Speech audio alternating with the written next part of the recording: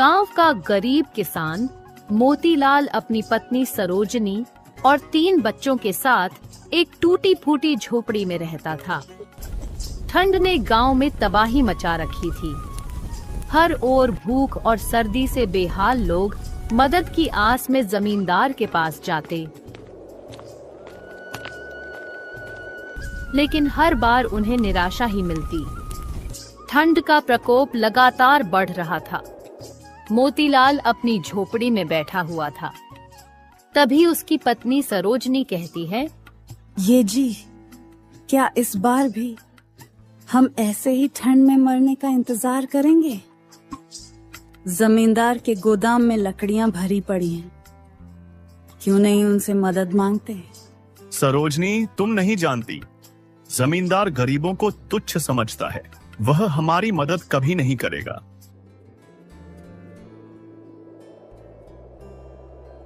भैरवपुर गांव के जमींदार राजेश्वर सिंह अपनी दौलत और ताकत पर बेहद घमंड करता था।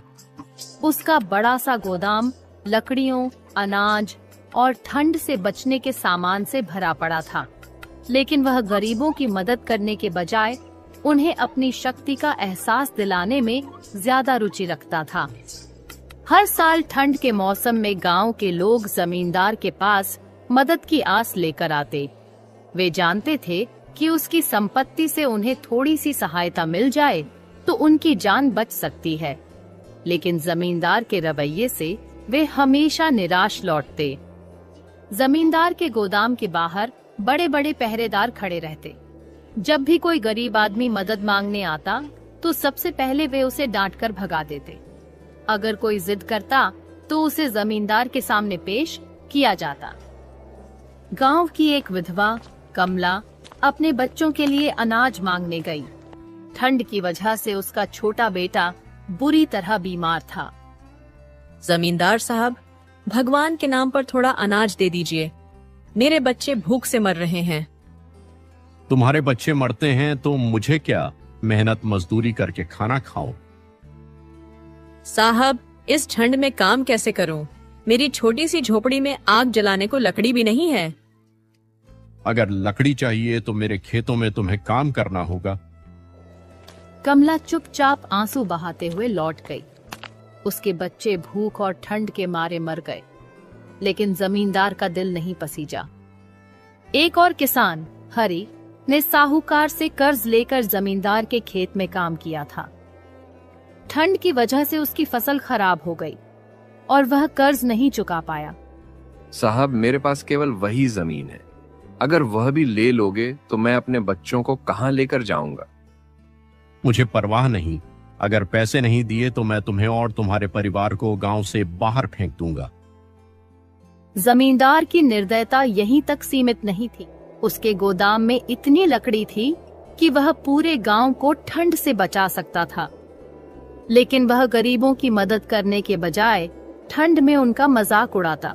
गांव के कुछ लोग एक दिन गोदाम के बाहर खड़े होकर उससे मदद की गुहार लगा रहे थे।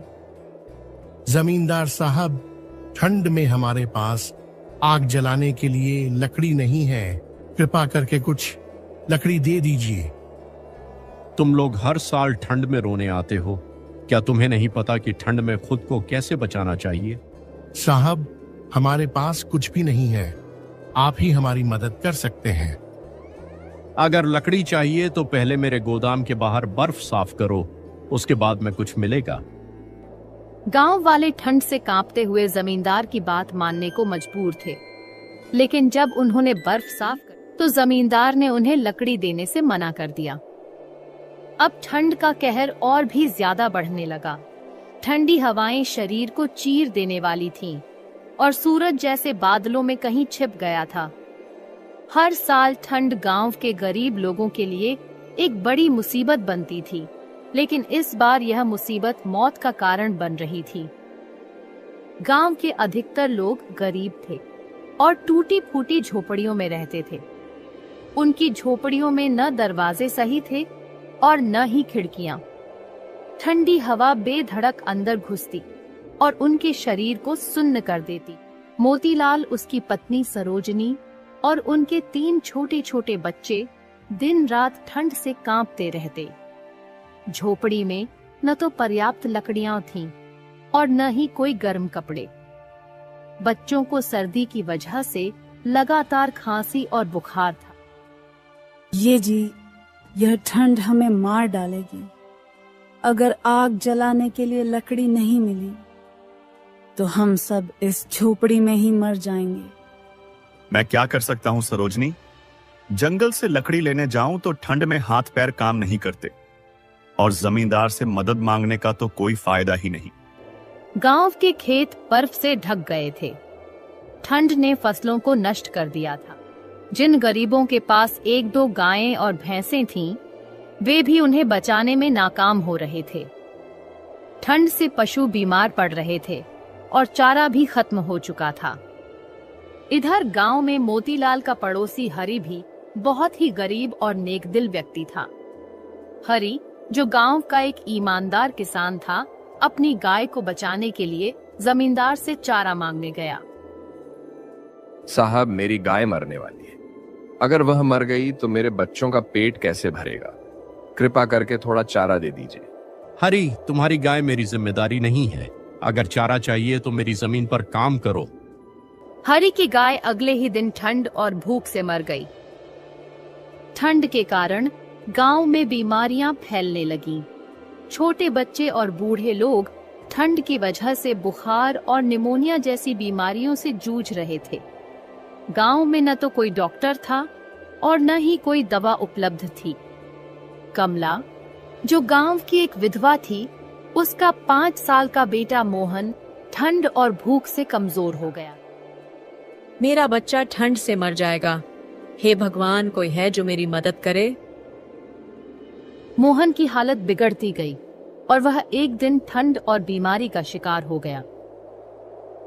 ठंड के साथ साथ भूख ने गांव वालों की परेशानियों को और बढ़ा दिया। जिनके पास थोड़ी बहुत फसल बची थी, वह भी ठंड की वजह से खराब हो गई थी। लोग 2 वक्त की रोटी के लिए भी तरस रहे थे।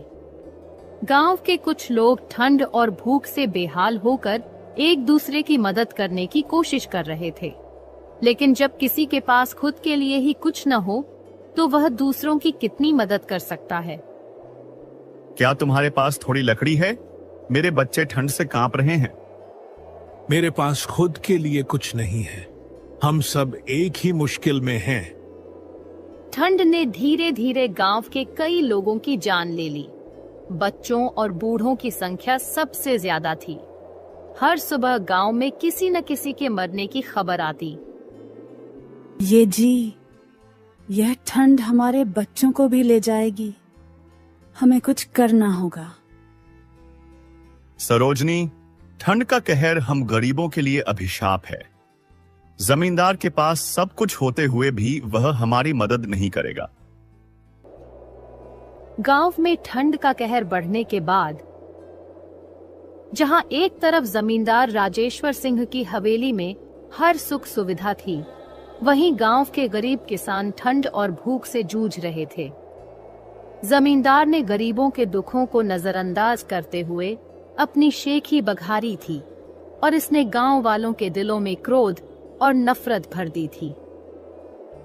जमींदार को यह खबर मिली कि मोतीलाल का परिवार ठंड से बचने के लिए बाबा के दिए हुए पुराने कंबल का उपयोग कर रहा है और इस कारण वे सुरक्षित हैं। यह खबर उसे न सिर्फ चिढ़ाने वाली लगी, बल्कि उसे यह भी लगा कि किसी गरीब के हाथों उसकी संपत्ति का नुकसान हुआ है। कैसे हो सकता है कि मेरे गोदाम में आग लगी और मोतीलाल जैसे गरीब लोग बच जाएं? यह सब मेरे लिए अपमान है। उसने ठान लिया कि वह इस मामले का बदला लेगा और मोतीलाल को अपनी ताकत दिखाएगा। उसने तुरंत अपने पहरेदारों को मोतीलाल को पकड़ने के आदेश दिए। अगली सुबह जमींदार के आदमी मोतीलाल के घर पहुंचे। साहब ने आपको बुलाया है। वह चाहते हैं कि आप उनके पास आइए। मैंने क्या किया है?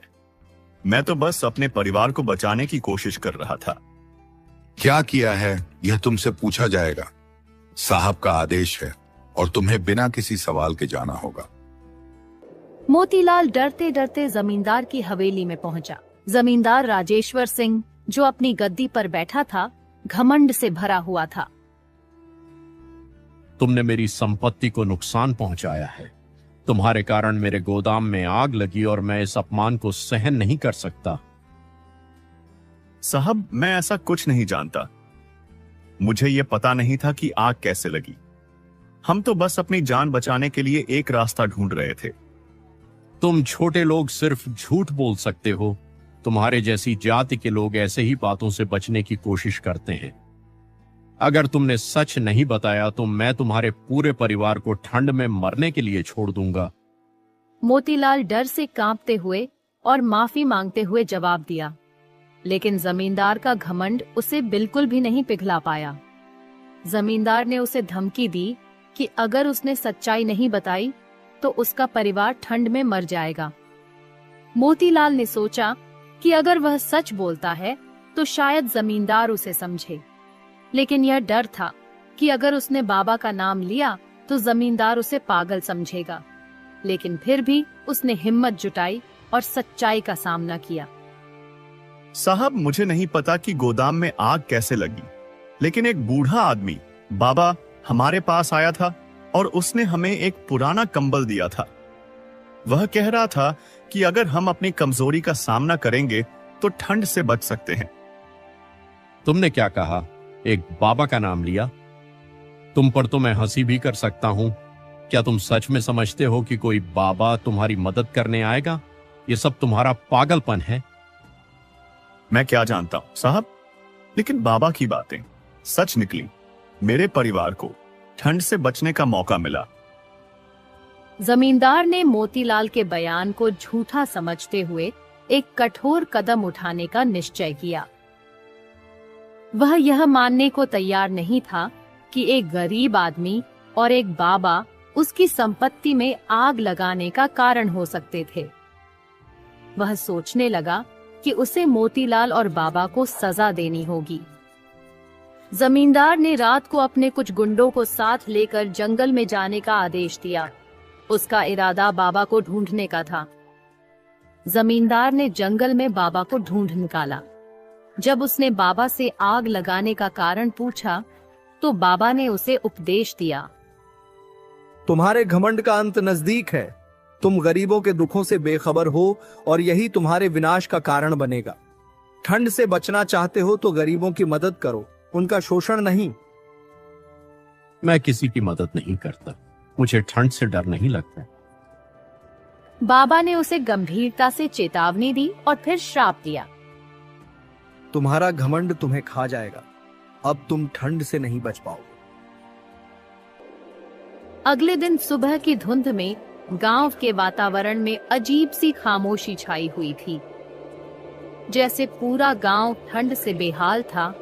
लेकिन जमींदार राजेश्वर सिंह की हवेली में स्थिति और भी भयानक थी। हवेली के हर कोने में सर्दी का आतंक था। जमींदार के नौकर चाकर, जो कभी हवेली के सुकून और ऐशो आराम में रहते थे, अब एक एक कर बीमार हो रहे थे। सर्दी से उनका शरीर कांप रहा था और उनकी खांसियों से हवेली की दीवारें गूंज रही थीं। जमींदार खुद भी अब उस ठंड से जूझ रहा था जिस पर उसने कभी विश्वास नहीं किया था। रात भर उसने अपने आलीशान कमरों में तापमान बढ़ाने के लिए चूल्हा जलाए रखा, लेकिन सर्दी का प्रकोप घटने का नाम नहीं ले रहा था। हर बार जब वह कमरे से बाहर निकलता तो उसका चेहरा और शरीर बर्फ की तरह ठंडा हो जाता। वह यह देख नहीं पा रहा था कि उसके घर के लोग कैसे बीमार हो रहे हैं। हवेली में उसकी सारी संपत्ति, जिसकी वह अकड़ और घमंड से शान बघारता था, अब उसे किसी काम की नहीं थी। वह जिन लाखों की लकड़ियों से गर्मी का इंतजाम करता था, वह सब अब नष्ट हो चुकी थी, और जिस ठंड को वह हमेशा हल्का फुल्का मानता था, वही अब उसकी पूरी हवेली पर कहर बनकर टूटी थी। जमींदार ने सभी नौकरों को एक कमरे में एकत्र किया और उनसे पूछा, क्या तुम लोग कभी ऐसी ठंड महसूस कर चुके हो? क्या पहले कभी तुमने इस ठंड का सामना किया है जैसे मैं अब कर रहा हूं? एक नौकर ने कांपते हुए कहा, साहब, हमने कभी ऐसा कुछ नहीं देखा। ये तो जैसे मौत का मौसम हो। जमींदार ने सिर झुकाते हुए कहा, मुझे अपनी सारी संपत्ति का कोई मतलब नहीं रहा। यह ठंड मुझे मारने की कोशिश कर रही है, लेकिन मैं इसके आगे हार नहीं मानूंगा। फिर वह सोच में डूबा बाबा के श्राप और उसकी गलती के बारे में। अब उसे समझ में आ रहा था कि उसकी घमंड और अकड़ ही उसकी तबाही का कारण बनी थी। वह सर्दी से बचने के लिए किसी भी उपाय का उपयोग नहीं कर सकता था। उसकी सोच बदल चुकी थी और उसे यह महसूस हुआ कि अगर उसने गरीबों की मदद की होती तो शायद आज यह स्थिति न आती। जमींदार का दिल अब पश्चाताप से भर चुका था। उसने यह समझा कि वह जो सोचता था वह गलत था। उसकी प्रचुर संपत्ति और घमंड की चुप्पी ने उसे इतना अंधा बना दिया था कि वह कभी भी उन लोगों की स्थिति को नहीं समझ पाया जिनकी मदद से वह खुद आगे बढ़ा था। अब वह जान चुका था कि गरीबों की मदद करना उसकी ताकत थी, न कि उनका शोषण करना। वह अपने नौकरों के पास गया और कहा, अब से हमें अपनी पूरी संपत्ति गांव के गरीबों में बांटनी होगी। मैं जो कभी घमंड से अपनी शक्ति पर नाज करता था, वह अब मेरे लिए कोई मायने नहीं रखती। हमें अपनी सारी संपत्ति उन लोगों को देनी होगी जिन्हें इस ठंड से बचने के लिए इसकी जरूरत है। जमींदार ने अपनी हवेली की सारी लकड़ियां, अनाज और अन्य संपत्ति गरीबों में बांट दी। गांव में इस बदलाव की खबर फैलते ही लोग हैरान रह गए। उन्होंने देखा कि जमींदार ने अपनी सारी अकड़ और घमंड को त्याग दिया था। अब वह एक नए इंसान के रूप में सामने आया था। बाबा का श्राप टूट चुका था और ठंड का कहर धीरे धीरे कम होने लगा। गांव के लोग अब सुरक्षित थे। वे सभी जमींदार के इस अजनबी बदलाव से प्रभावित थे। इस तरह घमंड का अंत हुआ और जमींदार ने अपनी सारी संपत्ति गरीबों में बांटकर इंसानियत का रास्ता अपना। उसकी सच्चाई और पश्चाताप ने यह साबित कर दिया कि जब इंसान अपनी गलतियों को समझकर सुधारता है तो किसी भी मुसीबत का सामना किया जा सकता है। घमंड विनाश का कारण बनता है, जबकि इंसानियत हर मुश्किल को हराने की ताकत देती है।